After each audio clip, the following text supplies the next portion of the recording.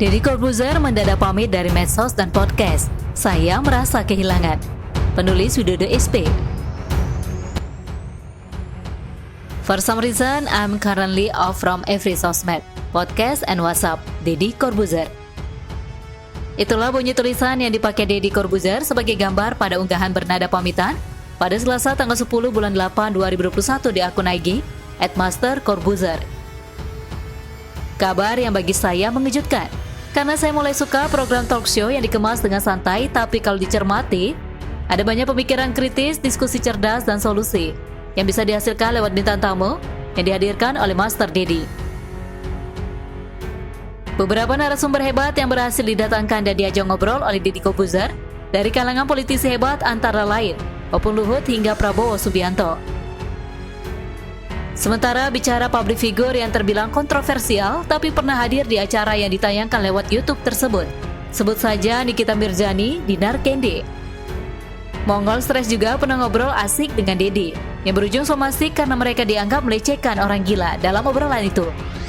Oh ya, salah satu tayangan yang tak mungkin saya lupakan adalah hadirnya Butet Kertarajasa, yang dengan gaya khasnya membahas banyak hal yang dilakukan sambil merokok selama acara berlangsung. Serunya lagi, Deddy tak hanya mengizinkan Butet merokok, tapi ditemani pula sama dia.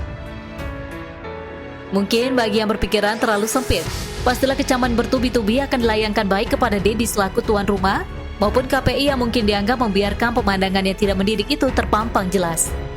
Oh iya, Dinar Kendi kabarnya juga pernah dihadirkan. Dengan cara berpakaian dan gaya khas Dinar Kendi, yang bisa bikin penonton pria panas dingin memandang kemolekan tubuhnya. Nama ini pula yang disayangkan oleh Deddy karena tidak bisa hadir, tepatnya terpaksa batal hadir. Karena harus memenuhi panggilan kepolisian yang harus bikini dan protes PPKM yang kita semua tahu beritanya. Deddy tak kalah sama Najwa. Sebagai mantan host acara Hitam Putih, kualitas Deddy rasanya nggak kalah dengan Najwa Shihab. Yang belakangan justru terlihat ketajamannya semakin tumpul pasca hengkang dari Metro TV. Meski dikemas santai, bahkan terkadang saking santainya sampai terkesan urakan. Tapi cara Deddy membawakan acara dengan gaya khasnya yang natural banget justru menjadikan podcastnya menarik. Kalau acaranya jelek, nggak menarik, dan bermutu rendah, masa subscriber YouTube Deddy Corbuzier bisa nembus 15 juta lebih? Kondisi yang belum lama ini membuat namanya masuk sebagai YouTubers dengan penghasilan tertinggi mengalahkan Raffi Ahmad dan Hatta Halilintar.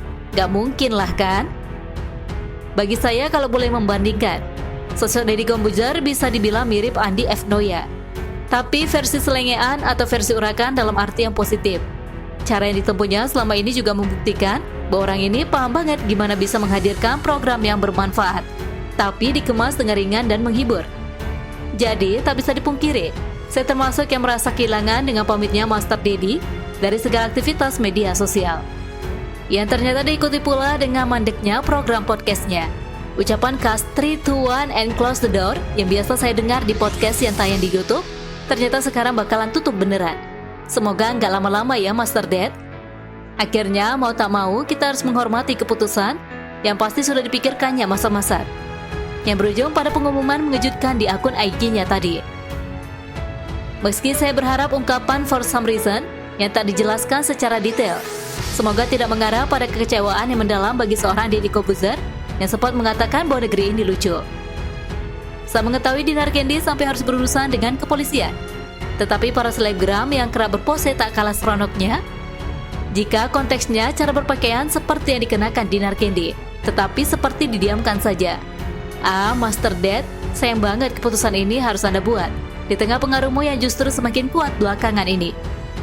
Saya akan menantikan kehadiranmu kembali dengan program atau konsep yang lebih menarik dan tetap berdampak positif bagi kemajuan bangsa ini, terutama dalam cara berpikir, bersikap, dan berperilaku. Oh iya, please jangan pernah jadi kadrun ya Master Dad. Sayang banget sama kualitas hati dan pikiran Anda nanti akan sia-sia. #saya serius.